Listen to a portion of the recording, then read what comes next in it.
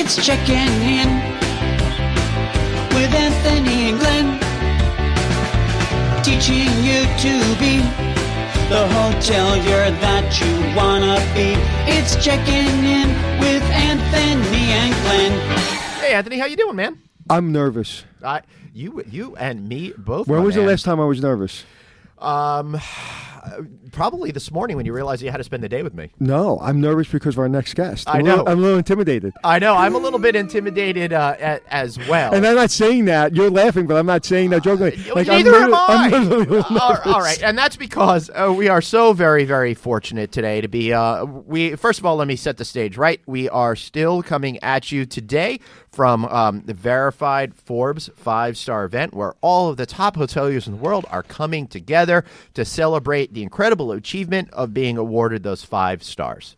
It's an amazing event, and I'm just privileged and even proud to be involved and asked to be here. And I'm actually moderating an event tomorrow that I'm excited about. Right, and as you're listening to this, of course, that event would have been in the past, but we did want to... Did I do a good job? Yeah, you did a great Thank job. you. I'm actually impressed by how quick it went. It really felt fast. But I want to thank everybody for listening today, and I'm delighted to introduce us to our guests. And this is the wonderful, the fabulous Miss Sheila Johnson of Salamander Hotels and Resorts, and of course the gentleman that is running the company as president, Mr. Prem Devadas. Folks, how are you today? We're terrific. Great to be here. It is great to be here too. If you could come a little bit closer, Prem, when you have a chance to speak. So I'm so excited to have you folks here today. I've been a big admirer of the of the brand, and I think maybe the best place to start would be at the beginning. Sheila, what motivated you to go ahead and create a new class of luxury hotels that you created with Salamander? Because that's easy, isn't it? You should see the look he just got. I think what it is I'm coming into it so new in the business. Right. The people around me are really the experts. People have said to me, why'd you go in the hotel business? Well, I'm actually in my third act of life. First act was a concert violinist and traveled all over the world and performed. Wow. With Menuhin, Max Rothstyle, you name them. Woo. Yeah, I studied at the University of Illinois School of Music. What age did you pick up the violin? At 9. Because you wanted to, or your parents told you to? No, because I wanted to. So tell me why you wanted to. Because it was just being offered. It was free. And I had moved 13 times across the country because my father was one of 11 African-American neurosurgeons, but wasn't allowed to practice in white hospitals. So they moved him. They connected him with the VA hospitals and moved us every 10 months. So what has happened, and people said, well, that's really terrible. I said, no, it's not. I've met so many different people. Right. I've built up a resiliency to be able to bounce anywhere I needed to go. I was able to travel all over the East Coast, through the South, and so forth and so on. I just spoke to, that just about a year ago, a young lady, an African-American general. She was an Air Force general, 2-star general. She just passed away. You know who I'm talking about? I do. General Harris. Yes. And I spoke to her. I got chills in my body right now. Because when I spoke to her, I was like, what? This was before I had a podcast. And I said, I wanted you to be one of my first guests on the podcast. Unfortunately, she passed away recently. And to be a 2-star general, African-American 2-star female general in the Air Force in the 70s, oh, what was that like? And she looked me in the eye, and I'll never forget, as long as I live, I was in my trailer, because her daughter was one of my designers on my show. I get tears in my eyes, and she looked at me and she goes, honey, I was born an effing general. And it was just that determination, because she had to go through so much for her to break out and to be a female African-American in the Air Force in the 70s. She became like a rock star to me, like a god to me. So I couldn't imagine what you had to go through. It's the same thing. I mean, what I went through, I never thought about being hard, but it was tough. It was tough on the family. But it gave me a determination like you wouldn't believe. To watch my father struggle and cry, sometimes coming home and saying, look, we're going to have to move again. Wow. But what was it like growing up for you with a father who had achieved so much but never attained the success, that never attained the appreciation and recognition from the wider part of society? It broke my heart. Yeah. But I did not want to become bitter. Right. I watched him closely and tried to learn lessons from what he was going through, and to somehow learn hard lessons of how to avoid some of the racial aspects that were going to have to face. What was the first lesson you learned from your father that resonates with you? Do you remember? To never give up. To never, ever give up, and to never stoop as low as the people that are trying to destroy you. Right. That's a good lesson Michelle for Obama's words, my 2018. favorite. When they go low, we go high was my favorite quote ever. And I mean, I still run into it. I mean, my net is cast wide, and we'll get into that. Yeah. So is that something that he explicitly said, or just something that you observed and then picked up on? No, he explicitly said it. Now, he did do one thing that really made me angry. I remember we had bunk beds. And he said, Sheila, I want you to jump from the bunk bed, and I'm going to catch you. Well, I did it, and he didn't catch me. Wow. He says, never trust anyone. Boy, did he make me Wow. mad. But I will never forget that. So when you did that, did you cry and went to your mother? No. What did you do? I just said, okay, I've learned. And to this day, you remember that lesson? I remember that like you wouldn't believe. I mean, even during my little music career when it started up and, you know, it blossomed into a professional music career, there were people who didn't want to hear me practice at night, practice my violin later in the afternoon, but I would get up at midnight and go into the kitchen, close the doors, and practice till 2 in the morning. Wow. Go back to bed, and then go on to school.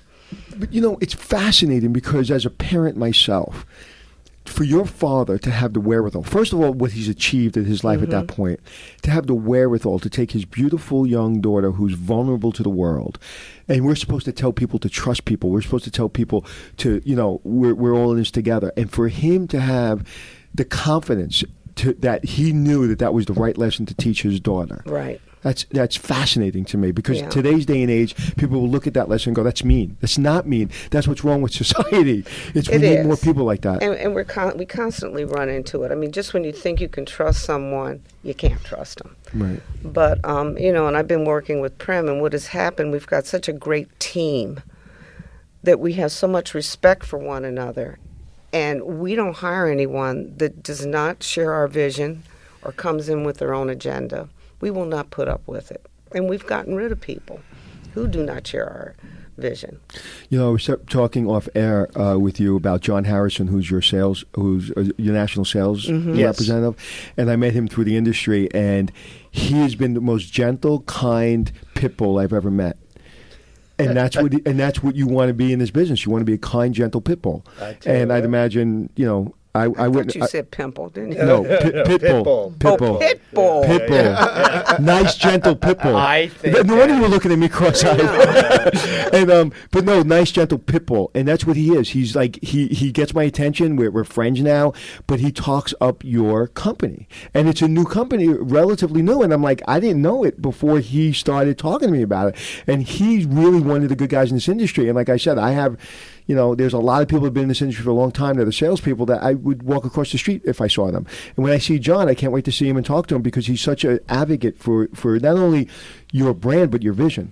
Thank you. Yeah, he is special. And like Sheila said, we have people that are part of our culture and have been part of actually developing our culture who share those kind of qualities. In fact, I'm going to write down that kind, gentle pit bull because it applies not just to salespeople. Right. A lot of people in our company. And so your first act of your life was a violinist. Yes. And what was your second act? Started Black Entertainment Television. Yeah, I think so. Yes. That's pretty big. I may have heard of that. Sold it in somewhere. 2002 to Viacom, and it was a tough business too. Well, how did you and then your then husband, right? You guys started that together. How did you start a TV station? That's pretty unbelievable, especially at that point when I think cable was just really coming into its own, and you must have known there was opportunity there. But Absolutely. how did you do it? But that door flew wide open.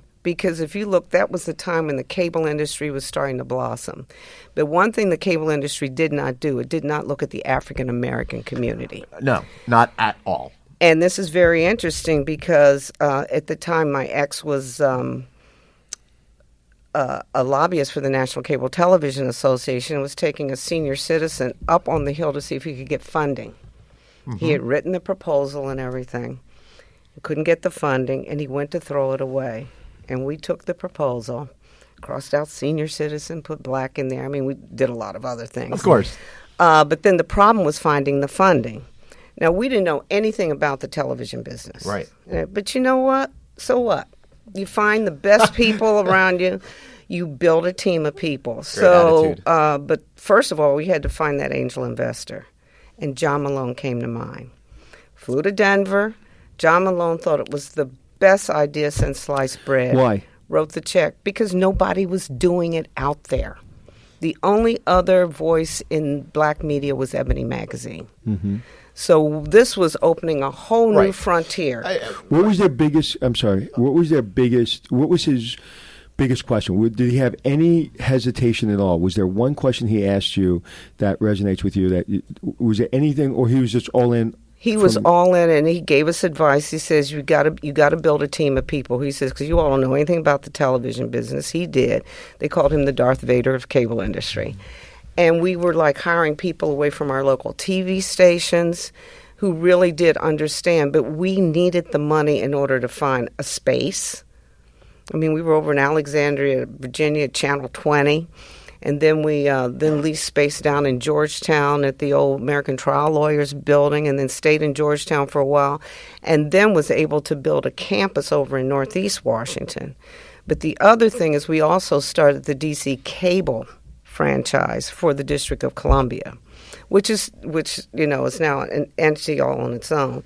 But we had to get cable in the District of Columbia. So if you're taking the Amtrak into Union Station, you'd see the old BET building over there. I remember I went to University of Maryland, and whenever we drive downtown from the campus in College Park, we'd always pass the station. Right. And, it's just very touching. I was in the old headquarters just it was last October, because I started Middleburg Film Festival, which we can talk about too. I got so much to talk to you about. And I went into that building, and it just gave me chills. And there's most of the staff still there, waiting for me with cameras and clapping and crying. Yeah. I mean... Well, that was a huge achievement. And I mean, it's not just starting a TV station, but I see it as a larger picture of recognizing an important culture in the United States and giving them a voice to express themselves for who they really want to be. Yeah, and it worked well on the entertainment side. I really wanted more on the news side, because I think we squandered an opportunity to be the black CNN. I never even thought of that. That's a fascinating idea. Oh, my God. Yeah, we wanted it, but the problem is marketing, trying to get the money to pay those network anchors or people that we were going to bring in. And we've started a lot of careers over at BET, and they're still out there. But I still think we're missing that important voice to talk about political issues. So you can start the agenda. You can start talking about what you wanted to talk about. Well, in a way, I'm working on that. What when you first started this, and I've been in the hotel business for a long time, and when I went to TV 9 years ago, I was like, oh my God, this is like something I've never seen before in my life. Somebody told me it'd be the hardest thing I've ever done. I've been in the military. I turned around very hard Union Hotels in New York City. I said, this would be a piece of cake, man. Put the camera on me. I'm good. It's the hardest thing I've ever done. Not even close. There's nothing even come close to it. And it sucks money. Yeah. Like you wouldn't believe. I bet, especially at first, because you needed to have great programming, but then you also needed to convince all of these cable providers from around the country to pick up the station. But see, that was the hardest thing. We could not get sponsorship or marketing, advertisement. That's what pays the bills.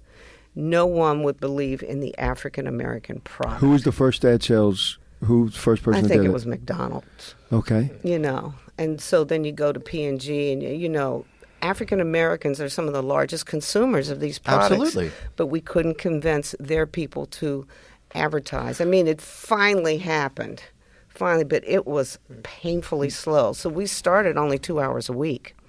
When was the first time? It was only 2 hours a week? Only 2 hours a week. I don't remember those early do. days. Wow. Where was the first moment? Where was the first moment where you put your head on the table and go, I don't believe I got to get out of this business. Like this is. I never think that. Never way. Once. Never once. Never once. What was your hardest day in the beginning? Do you remember where there was a moment where you thought it was going? Go ahead. When we had Petey Green on the air, and he was eating chitlins and pork chops. This is the way you eat the chitlins and the pork chops, and I'm like, This is what we got into. We were just trying to get something on the air. Right. And he had paid for. Wow. Well, I came into my experience with BET because you ran a lot of music videos in the 1990s. That's what saved us. Right. That's what's because they're free. Right, and my buddy, I ran his company for a while as I was building up my hospitality writing career, and we used to cut all of the videos for Bad Boy Entertainment, and a lot of the other major African American companies that were there.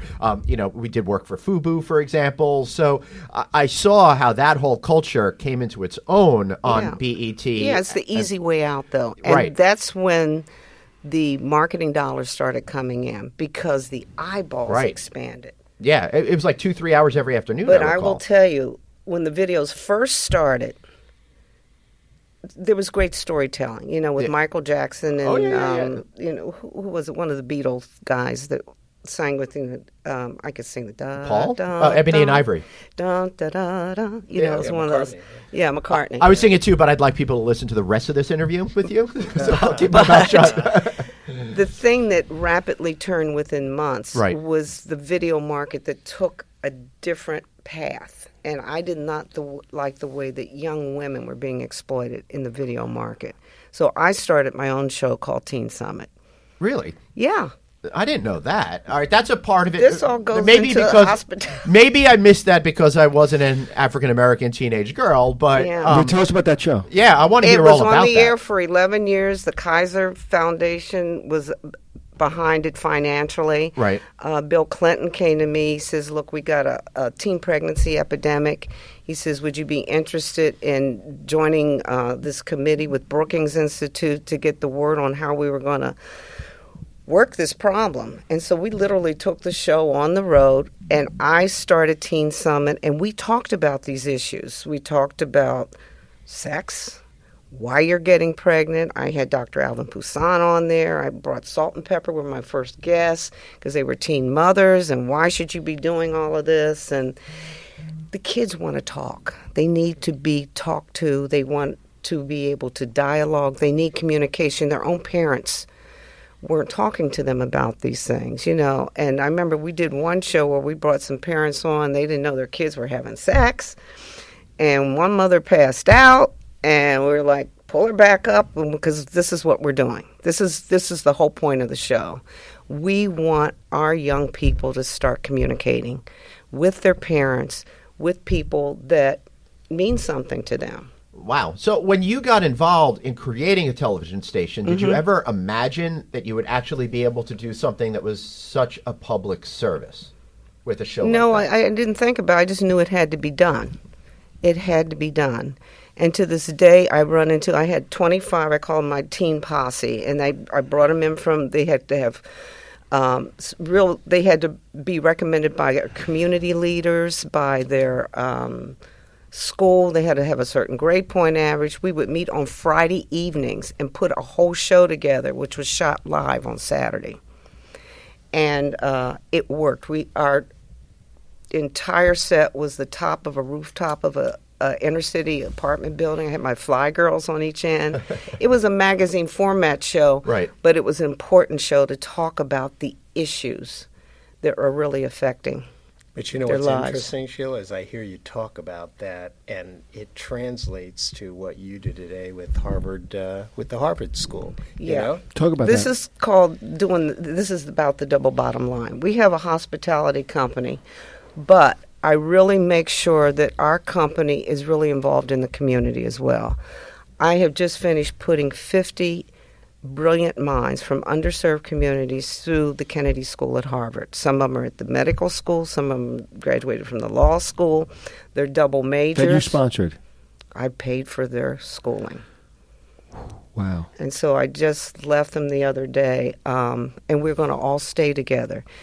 Well, These are the minds. These are Right. the bright minds. When I talk about the Black CNN, these are the young people that this country needs to listen to, and this is where I'm going to take it on to the next It step. seems like you have a feeling of strong responsibility Absolutely. to your community. Yeah, I mean, I've been given a lot, and I need to give back.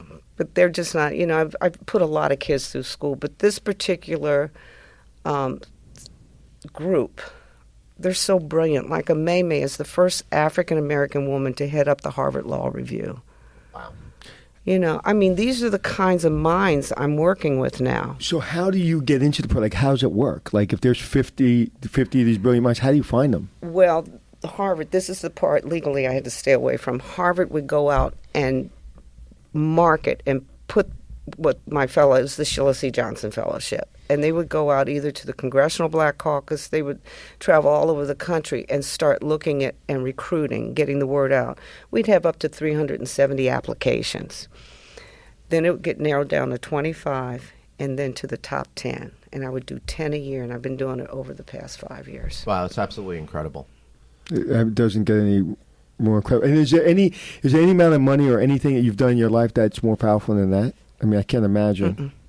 I am so proud of this program. No, but I'll tell you the reason I thought of it immediately when you were telling the story about Teen Summit was because, it's not the money that Sheila's put in. It is the mentorship. She had a big group at the resort this weekend for a retreat where she's exposing them to things that they haven't been exposed to, even though that they're brilliant kids, and you've taken them to where, Innisbrook? Yes. You've taken them to one of our other resorts. A set of golf clubs for graduation. Right. Golf clubs graduate. How is that to connect from a business? Well, just so you know, I'm a crier, so I'm crying because it's like that's what people in powerful position have to do. And they can't be told to do it. They just do it. No, but I think in all of this, like John Lewis has been there. Linda Johnson Rice just finished speaking with. I try to really teach them how to play in my sandbox. I introduce them to the power brokers out there that's going to help them. I've got 7 of the students, 3 of them are in law firms, in top law firms now. I had one young man, Brandon, who was homeless. We were able to find him. He had been working construction jobs, putting himself through community college. We got him into Wharton. I got him over to Harvard, to the Harvard Business School, and Brandon's been working for Morgan Stanley, and now he's out here in Los Angeles with a big tech company. This young homeless. Man, is How'd you find brilliant. him? How did he come to you? Harvard found him through word of mouth. They said, this guy is brilliant. He needs help. Wow. So he entered my program. But what I'm trying to tell you, salamander, do you know what salamander means? I did about 2 hours ago when I looked it up. It's right there on the website. What does it mean? Why don't you tell our audience? Okay, I came upon the name from a man by the name of Bruce Sunland, who was a fighter pilot during World War II, and he was shot over Nazi Belgium, occupied Belgium. Now, you remember the show Hogan's Heroes? Sure. Of course. That's Bruce Sunland. That is the man I bought the farm from. And I said, why would you call it salamander? I mean, it's kind of weird. And so he told me the whole story of how he was able to escape and his unit was captured as POWs. He got all the way to France into Allied territory. U.S. gave him the code name Salamander, saying, we got to go back in there and we got to rescue and free your entire command. Wow. Yeah. So he says, well, what does it mean? He says, well, mythically, it's the only animal that can walk through fire and still come out alive. I'm like, wow. He says, but realistically, if you cut off its limbs, it regenerates again. And in France, salamanders are so important over there. King Louis XIV had salamanders all around the moat, and it stands for perseverance, courage, and fortitude. And that's when I started to build this third act of my life. Beautiful. And that's where, and salamander really speaks to you as a person. It does, and to my employees. They recite it, they live by it. We have the highest standards. All right, and we are going to talk about Act 3. Right after these messages. That's absolutely right, so stick around. We'll be right back.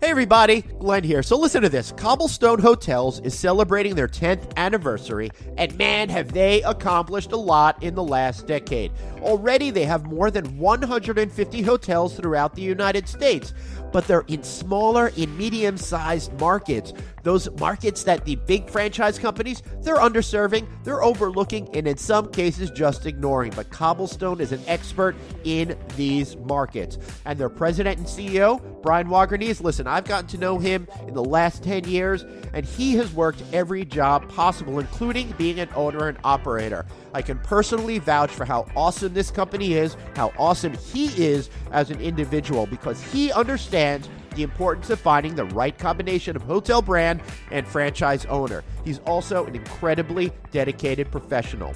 Whether it's a Cobblestone Hotel and Suites Main Street design, Borders Inn and Suites, or one of the newly acquired brands such as Boulders Inn and Suites, Key West Inns, Centerstone Inns and Suites, Cobblestone has brands that range from economy to upper mid-tier, and one that's right for you.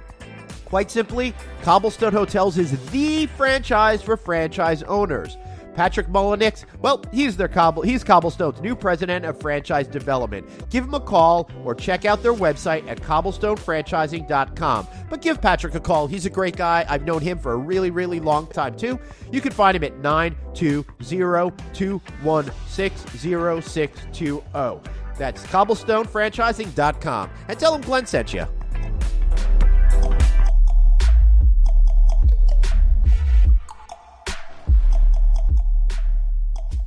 So I find you fascinating, and I find I'm humbled. One of the things I love about my business and things that we do is I never know where we're going to show up. I never know who I'm going to speak to, and I'm humbled to be in the same room with you and just your experience. And that, there's a certain level that people get to in their lives and they forget.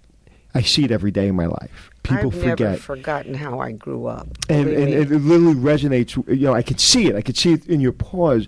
And it's amazing this person in your position, your power, your intelligence, your background is still caring about that person that's so smart, but he's homeless, and he goes to Harvard, and now he's a lawyer, you were saying? Or he's in the tech industry. He's investment banking. Okay. Wow. Even better. Yeah, no, the guy's really smart. Yeah. Right. And when you talk to him, if I met him tomorrow and I mentioned your name, what's the first word he would tell me? What would he say? Oh, it's been all over Instagram. He thinks that I'm amazing. They all call me Mama J. Mama J. I'm their mother. That's really sweet. It's fascinating, and more people need to understand. I was doing a show, and I remember getting very upset with the general manager, and because he was treating housekeeping really poorly. I never do that. Really poorly. And I said to him, it was on national television, and the guy was like 6'3", and he had just threatened to beat me up like 10 minutes before. And I look at him, I said, you don't want to know I'm pissed off? I said, because if this is successful, you'll buy a new car. If this is successful, she'll buy her daughter milk. I said, so I'm not here for your new car. I'm here for that container of milk for that young lady. And that's what this is about. And the industry really allows you to take people, the hospitality industry, that maybe didn't go to Harvard, and really get them to the level of, you know, the gentleman that runs Disney World, Disney Park, is he started as a busboy at one of the hotels, and now he runs Disney World. I think Forbes Travel CEO, right? Yep. Yeah, started the lowest rungs. In fact, if you listen back to our Philip Boyan episode, you're going to hear all about how he started with nothing and started at the bottom, and how important that is, and how it informed him of his entire career. And this industry really allows you to. It happened to me. I was, my dad died when I was 2. My mother was on welfare and food stamps and running numbers for the mafia in Brooklyn. And I went to university, cool. And I went to the military. It was pretty cool, right? There's actually a movie about it. I'll tell you off air. And and here I am, because this industry, if you're willing to be respectful and you're willing to work harder than anybody else, you can get to the top of this industry. My smarts didn't get me here. My work ethic got me here. And that you're giving people a hand up is just more than you can ask for. But what makes it fun for me, we have a vessel of hotels where I can bring so many people in, and we can do so many different things. I mean, I own the teams in Washington, D.C. with Ted Leonsis. And to be able to bring the wizards in there. Or when I'm opening a hotel, they show up there and root me on. Or the Caps, we won the Stanley Cup this year. When I see our players, even Major League Baseball players, we're so close. Yes. In the vicinity, they all come there because they have the respect for the brand. That's amazing. They know us. Well, the other part of that, though, about the brand is that you guys know the D.C. metro area. It is very affluent and it is very diverse. And there honestly is no luxury resort in the United States where you'll see a more diverse audience coming together. So much of that has to do with the fact that they know it's Sheila's resort. Right. And they want to be there, they want to support it, and they're comfortable there. So that's a big part. So to back up, why luxury hotels? What hit you that one day you said my third act is going to be hotels? Why? What talks to you about luxury hotels? Okay, now we're going to get a little deep here. Uh-oh. Okay. Look out. Buckle up, everyone. So you know the movie, The Green Book, that just won the Oscars. Sure. I'm a product of all that, where I couldn't stay in a luxury hotel, where there were only certain hotels that I could stay in. Once I started playing the violin, then I was able to travel to Europe where there wasn't that problem. And I was able to really experience some of the finest places, from Gstaad, where Menuhin lived, and to perform in hotels like that, to Salzburg, Austria, to even behind the Iron Curtain in Germany. I mean, I went all over the place. And then when I then had my own orchestra, I commuted to Amman, Jordan, and put a music conservatory for King Hussein and Queen Noor together. I mean, I had stayed in some of the finest luxury hotels in Europe. And I was thinking, and then you come back to the United States, and we have good hotels. Don't have a whole lot of great hotels. And I've studied them carefully, and then when I decided to buy Pamela Harriman's property in Middleburg, Virginia, with 340 acres, I said, now I have the challenge and the ability and the financial wherewithal to be able to put something together that is so unique that no one else is going to do, and it's going to be different because I wanted it to fit the environment of an equestrian community. I didn't want it to be pretentious, but I wanted it to be first rate. And by the time we put the shovel in the ground and I looked at Prem, I said, we're going to be the best. Nice. How did you two get together? Well, hold on. Just to get back to the equestrian, John has told me about that a million times. Every time I talk to him, he is so excited to sell that. And for a salesperson to be able to have something so unique and different, he told me the first time he was talking about that resort, he was like, we have something nobody else has. I was like, yeah, I've heard that before. Yeah. Right? When you have good toiletries, I mean, whatever. And he was telling me about that experience, and he's just as a person in the industry, he was just excited to be able to have something so different and special. And you know what it is? You've already described John, and I can't wait to get back and tell John about what you said. But John is an incredibly authentic person. Bottom line, that's the biggest thing. This resort is one of the most authentic experiences. So that's a great match. So how did you guys get Yeah, together? and you came on board before the resort was even built. Is that correct? What's your background? Yes. Yeah. My background. Oh, my God. He's no. the best. Listen, I started as a bellman. So, There you yeah, go. that's my background. Where? In Washington, D.C., at a hotel that actually is no longer there. No longer a hotel. Were your parents in the hospitality industry? No, not at all. In fact, they were not necessarily thrilled when I caught the bug and I said, I really want to pursue this as a career. But they knew that I liked it. So anyway, I started in D.C., first 15 years of my career in D.C., and then I met a family that had just bought a hotel coming out of bankruptcy in Richmond, Virginia, called the Jefferson Hotel, and I went down to join them to not only restore that hotel, but to try to make it a great hotel. And that success led the family to buy Kiowa Island Resort, and I moved down to South Carolina for 12 years and oversaw a couple $100 million of capital to reposition that into what is today one of America's fine resorts. And we did a couple of other projects. I was with them for 15 years, and then I met Sheila. And How'd you meet? Well, this is where I'll take over.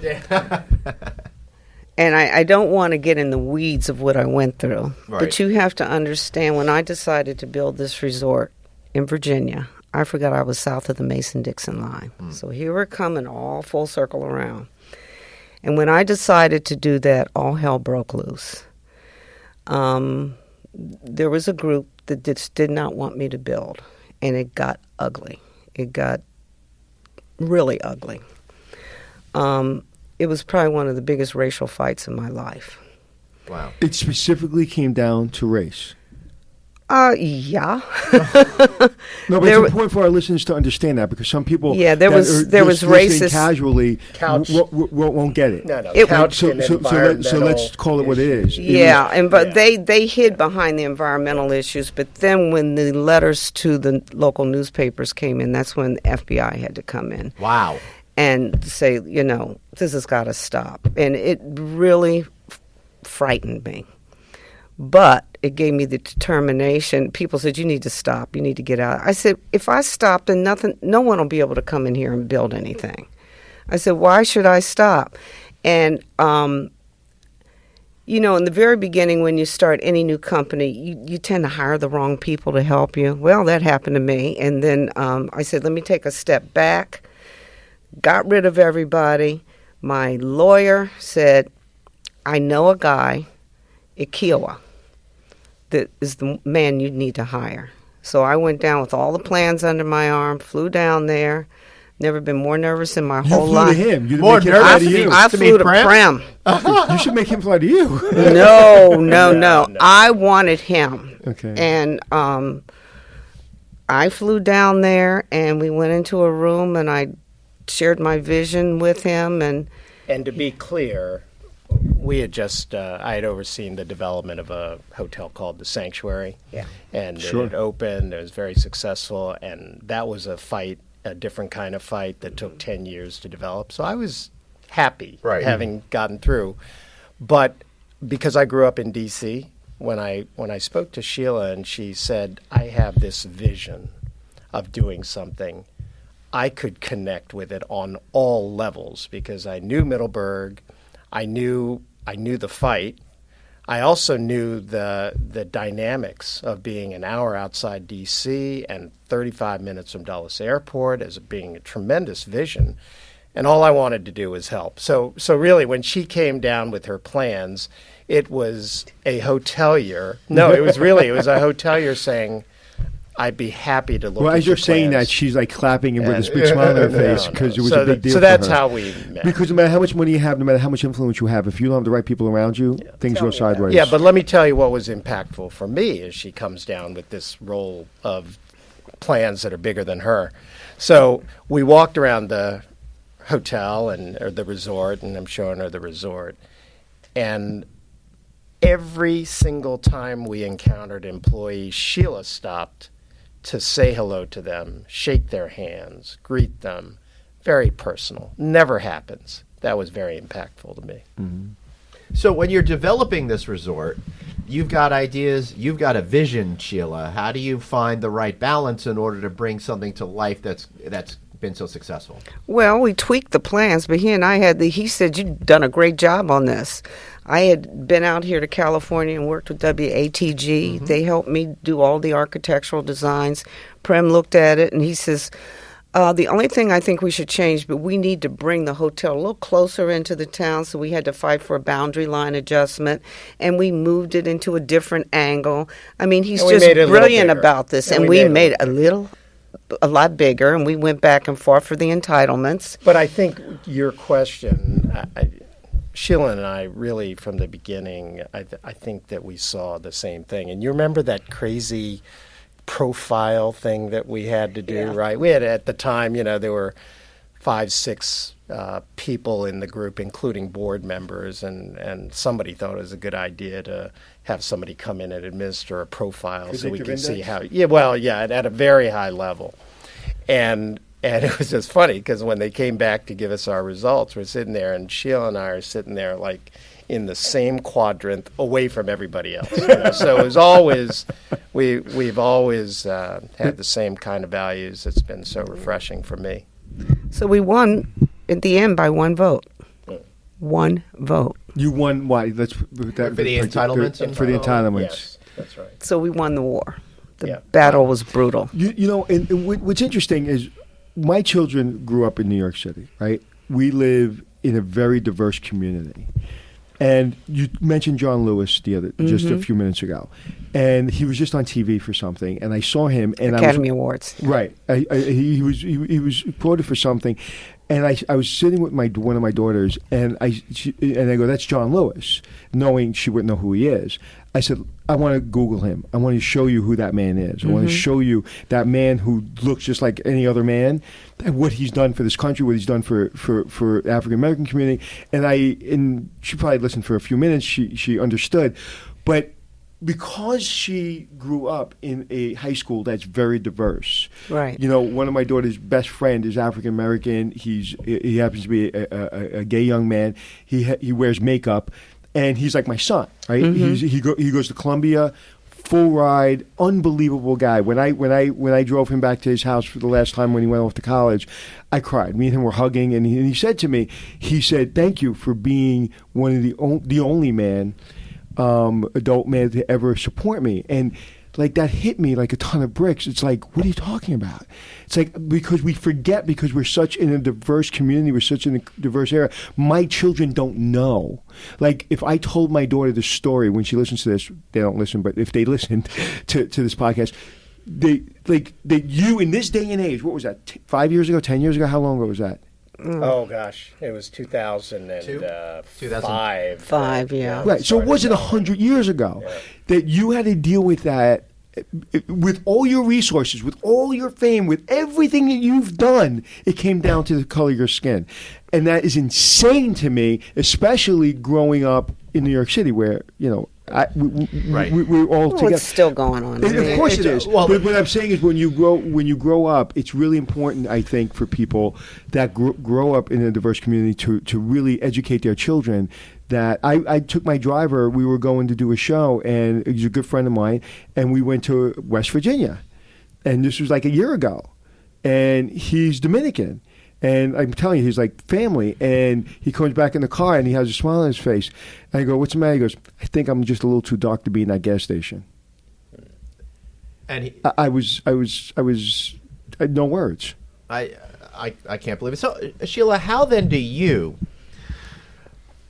rectify having so much success in this country, but also a country that's given you all of these ridiculous, irrational challenges based on just who you are as a person?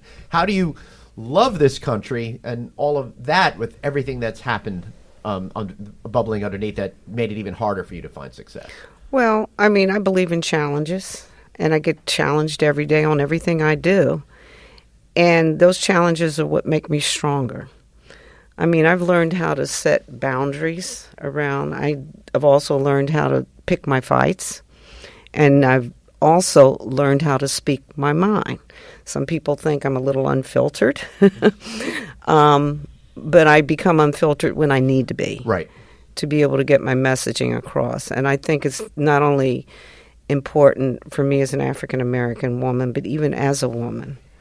Because even everything that I've done, I still run into, and I'll be very blunt, this is the unfiltered part, men who want to talk through me and don't want to listen to me, and I'm on the same panel or something where they need to listen to me. Right.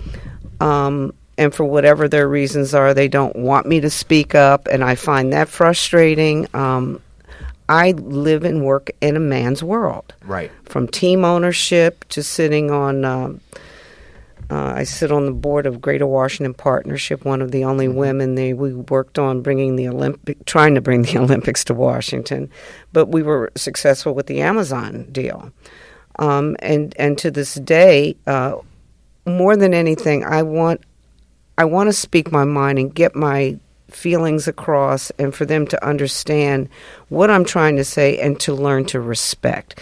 And if there's lessons that I'm trying to teach, that's what I'm trying to teach. And that's why those challenges are very, very important.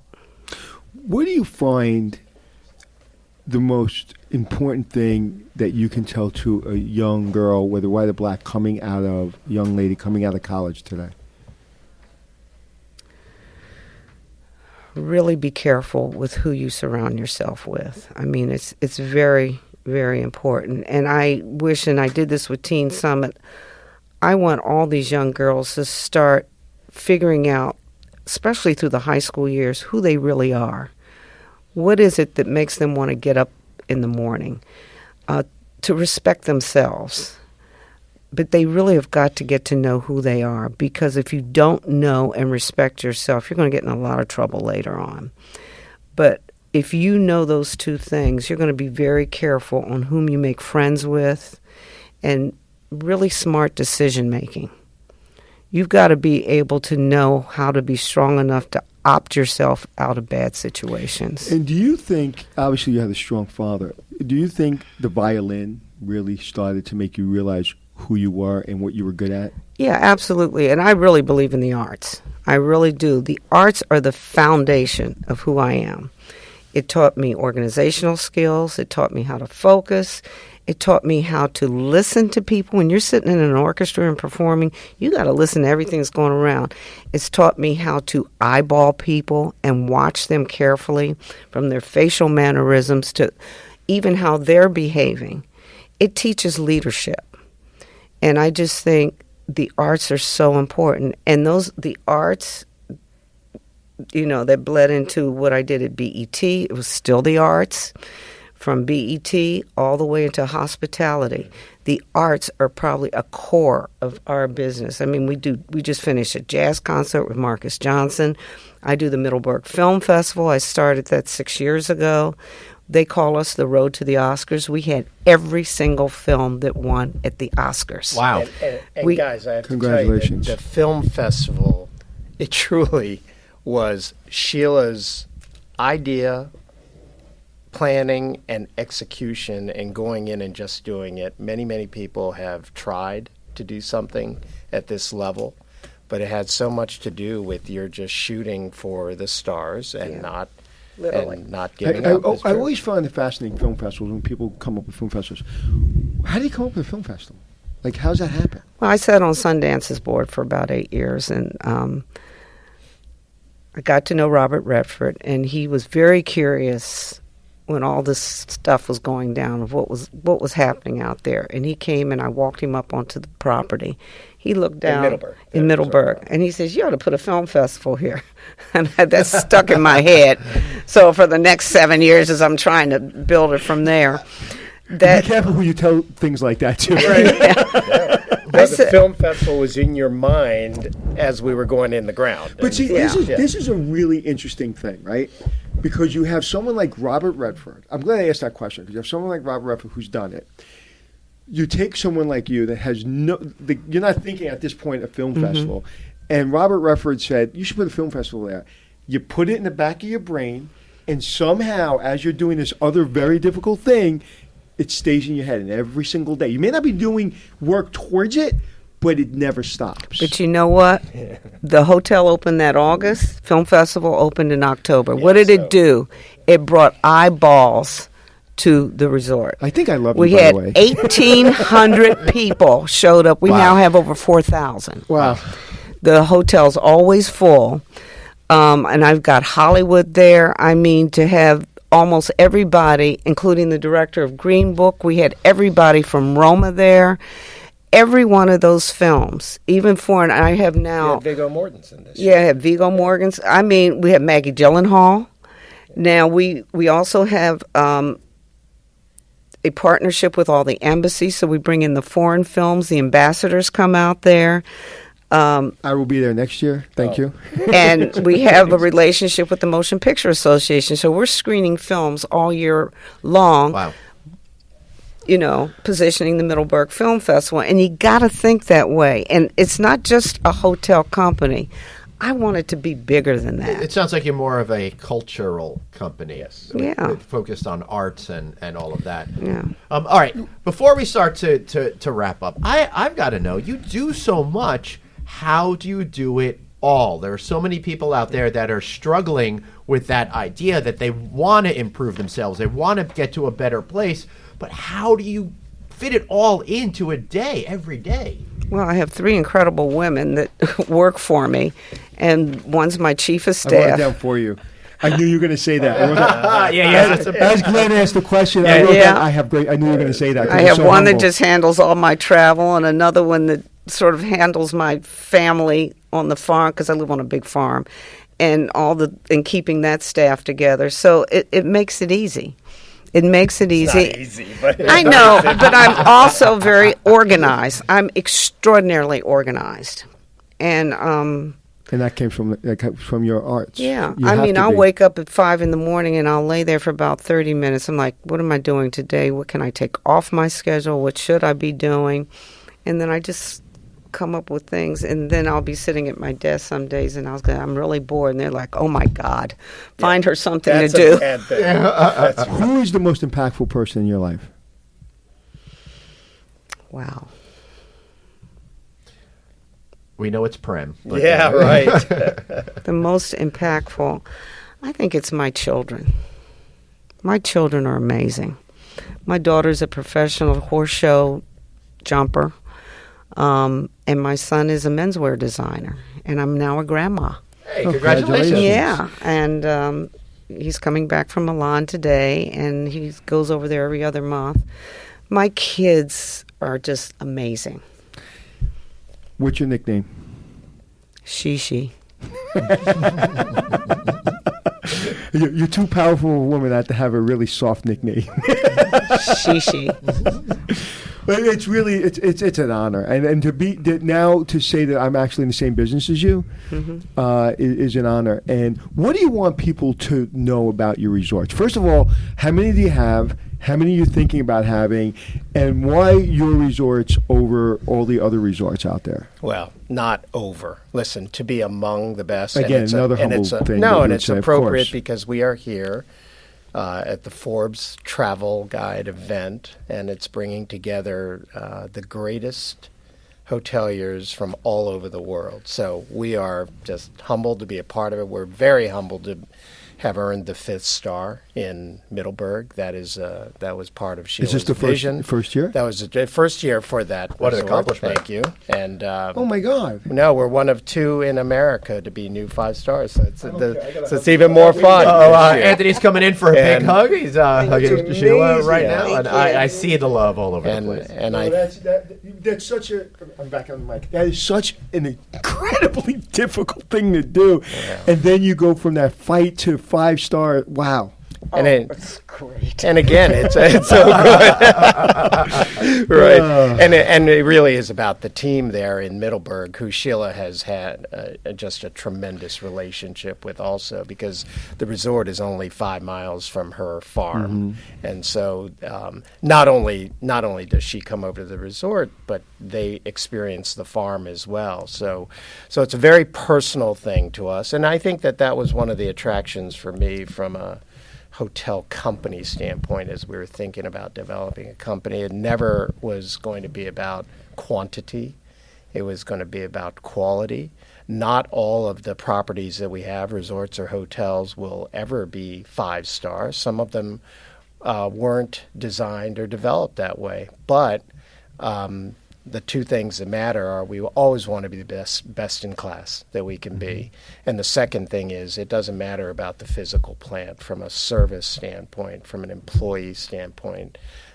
It's our culture that Sheila described before. So we today we have 5 operating properties. We have another couple that are in development that hopefully we'll announce soon, and they're all, I can say, they're all unique and they're all special. And Forbes, just because we're here, I'll just say, I mean, Forbes has been a big part of that journey. Let me tell you, Amanda Frazier, who It's amazing. is amazing, all right? Amanda is, in many ways, she is a core of that Could company. you share who she is with the audience? Well, Amanda is, boy, what is her title? She is Senior the Vice President. Senior Vice President of standards. Yes, that's right. Well, and really of the entire ratings. And one of the reasons, I'll let you say in a second, but one of the reasons I told you she's amazing is because I just kind of met her. I met her last year, and she asked me to moderate a panel tomorrow. And she's sending me information about my index cards, about my travel, and I'm like, well, you have people? She goes, yeah, I got people, but I want to make sure you're okay. And I was like, wow, you're the senior vice president of the world, and you're like making sure that my car is at the airport? Right. So let me tell you, when you see her next, you ask her about her Salamander experience. And she'll tell you that in 2007, she came down to Middleburg, met Sheila and I. We drove up on what was a pile of dirt getting ready for ground to be broken. She went through all of our plans, and I honestly believe that she was one of the happiest people that the resort received its 5th star because she was in there from the beginning. She was there with that is the personal connection. Right. That's right. And what's great about Forbes, we were just talking about it, is there's a firewall between the rating and the inspection. So just because she was there at the dirt, she has no say whether you get it or not. Zero, and we respect that integrity. And so you get the 5 stars. I want to make sure we don't miss this. You get the 5 stars. Tell me how you found out and how you told your people. Good. All right, can I start this? You start. I'm going to start. Okay. So every year, the team, led by Amanda, the Forbes team, calls, and we have a call. And it's me and John, who you met, and our VP of HR, Teresa. Every year it's the same. And Sheila, it gets on the phone, and we hear from them how the properties did. And so this was no different this year, except they called in the morning and said, can you be on the phone in about an hour? Sheila was in France. No, in France, in right? Italy. Italy. We're in Italy. So Sheila's traveling in Italy, and I said, you know what, I don't think I can track her down right now, so let's go ahead and have the call. And quite honestly, I also have to say, I didn't want her to be traveling in Italy, and we didn't get the 5th star, and so that's it. Over there. No, so, I mean, the truth is, so we get the call, we have the call, and they inform our team. And I said, guys, everybody's already whooping it up in the background. And I said, guys, I just have one request. I need to find Sheila, who's in Italy. We need to have this call in an hour because she needs to hear it directly from you, Amanda. Mm-hmm. And that's exactly what happened. We were able to track her down. So where were you? Yep. Who you were surrounded by, and what was your reaction? I was in Milan at the Four Seasons, and I was in my hotel room because actually, I was out on the street, just you were walking. On the street, and I said, he called me, and I said, okay, I'm going to head back to the hotel. And I was so nervous, and my heart was just going, and then I got up there, and the call came through, and then I started crying. Yeah, it really was. And, and when people don't understand, like you talk about Academy Awards, right? You do a movie, you perform your best, you work with a great team, and you move on. Right. The hotel business, you're winning the Academy Award 24/7 every day of your life. You started winning that Academy Award, that 5 stars, when you were fighting that fight, when you felt that mission. So to have all of that, and then all of a sudden 5 star, it must have been such a moment. It was unbelievable. And then they said, you can't say anything. I'm like, but I got to at least tell my son, mm-hmm. who was there, because, he was there. And what did he think? He said, Mom, he says, Shishi, I'm so happy for you. He calls me Shishi, too. He says, I'm so happy for you. He says, you've worked really hard. Mm-hmm. Well, go ahead. No, and the only thing I'll add is, after all of that elation, the next thing that came out says, boy, we got to get the 5 star for the spa next year, right? It's like, because we were very close. Would you expect anything less? Yes, absolutely. Would you expect anything less? No, I was just so happy that our spa director came back that helped me open it, because she left briefly to find a bigger stage, and then she's back. She decided she loved when you the run a stage. good company, they always come back. Yeah. And I know you're going to be working on your 6-star because they haven't invented a 6-star yet, but I'm sure you're working towards it. If they do it, we're going to go after it. Yeah. If Forbes does it, right. So I think we should probably just bring it home. And this is going to be my favorite question I know. ever. I know. At the end of the show, we always ask the guest, tell us something we don't know. Now, it's not about business, family. It could be about anything. So tell me something we don't know. Yeah, there's something I left out. I've done a lot of films. I've done documentary film work. I've done A Powerful Noise. I've done The Other City, which shed light on the HIV pandemic in Washington, D.C., just blocks away from the nation's capital. I've done Kicking It, which is about homelessness, and I still have Lady Salamander soccer teams all over the country. Got one in L.A. here to bring women off the street and get them involved in sports to help them get back on their feet. I did Lee Daniels, The Butler. I had dinner with Lee last night, and we're looking at another movie. You did The Butler? You were producing I did. Executive producer. I was executive producer. Wow. How I cool. raised the money for that, yeah. Awesome. Prem, how about yourself? For me? Yeah, tell us something we don't know about you. Oh, goodness sake. I love food. What can I tell you guys? I am in the perfect business because I love food. I love there's nothing that I don't like, but I like to try to find the best.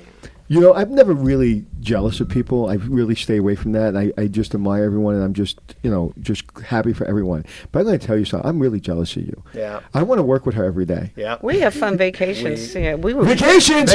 Yeah, we were at Como Can I work last for you? weekend. You know what? No. Last summer. You hit it, though. It is a very special. I'm serious. I've never been jealous of anybody in this industry, and I'm jealous of you because it's really important to say. Listen, this industry is freaking hard, and to be with someone that really understands it and truly embraces it and takes the housekeeper and embraces the housekeeper. I always say if the owner of the company and the housekeeper both know the mission statement, it's a rocket ship. It's a rocket ship. Yes. That's a great point. It's a rocket ship. And I guarantee you, your housekeeper knows what Salamander stands for, and they understand what you stand for. And to be in a position where you have the resources, you have the person who's intelligent and really cares about the people and the guest, to put it all together. It doesn't happen in our industry. It rarely ever happens. I've seen so many people leave this industry at your level broken and tired. I was the first vice president of Tishman in charge of $2 billion worth of assets in New York City. And I loved the company. It was a great company. I was like, I'm just done. I'm done. Sure. I want to go do something. And that's when I went to the entertainment world and I started to own show and did all that stuff. But I loved the industry, but I just wanted to feel somebody's heartbeat. And at a certain level in this industry, you don't feel a heartbeat anymore. All you look at and all people want to know is the bottom line. I used to say the reason when people say, why did you get out of the business? And I said, I'm tired of making rich people richer. And this isn't about that. This is about making rich people richer in a different way. Right. Well, and I just want to close with this because we have to give our spouses a lot of credit. I mean, it's really important. She's got a wonderful wife. I got a wonderful new husband. And Congratulations. Well, he's not so new 10 anymore. years. 13. 13 That's a years, beautiful right? ring. Thank you. Yeah. But it's important. It's not only just our spouses, but everyone who's, especially on our executive level. I want to make sure that they spend time It and is never more disrupt of a family. Yeah, it's more of a family. Because than- otherwise, it ain't going to work either. Right. No, I it want really them to be is. happy on a personal level, too. Well, It and is. again, and to mention John, who works with you, he says it all the time. He was the best company I've ever worked with. No, it's more of a family than anything that we see in hospitality. Right. We've been together for 14 years, and we're excited, actually, about doing much more in the next 10 years. That's awesome. Well, now I understand. I've known Prem for a long time now, and you've always looked so calm and confident. So now I understand where that comes from. There you go. You've got a good business, and you're allowed to focus on your family as well. Absolutely. Now, that's important because a lot of people that have your ability don't have the environment in which to play. And what I say is I play every day. I am so fortunate to be able to play. And when you play, that's when you really become your true self. Yeah. We So- have fun. Guys, this was fun. Yeah, I know. Great. So let's wrap this up. Make sure you check out salamanderhotels.com. Give it a stay. They got a lot of great resorts and more to come. Apparently. So before we wrap up, I know we're against time, but tell me something I don't know. I'm just looking forward to tonight. Honestly, I think it's going to be a lot of fun. Getting as we're recording this, we have the verified event this evening. Putting on my tux and getting a chance to mingle with the best hoteliers in the world. What a special experience that's going to be. And you tell me something I don't know, Anthony. That it is amazing to be with such a powerful person in the room that really makes other people's lives better because of what you've been able to achieve. And to be able, at such a young age, to be a violinist and travel all over the world, and the discipline and the focus and the talent that takes. So as impressed as I am with everything you've accomplished, seeing you as an 11-year-old young girl running around the world, having all that power, focused your way, and you having to perform, I'll remember that.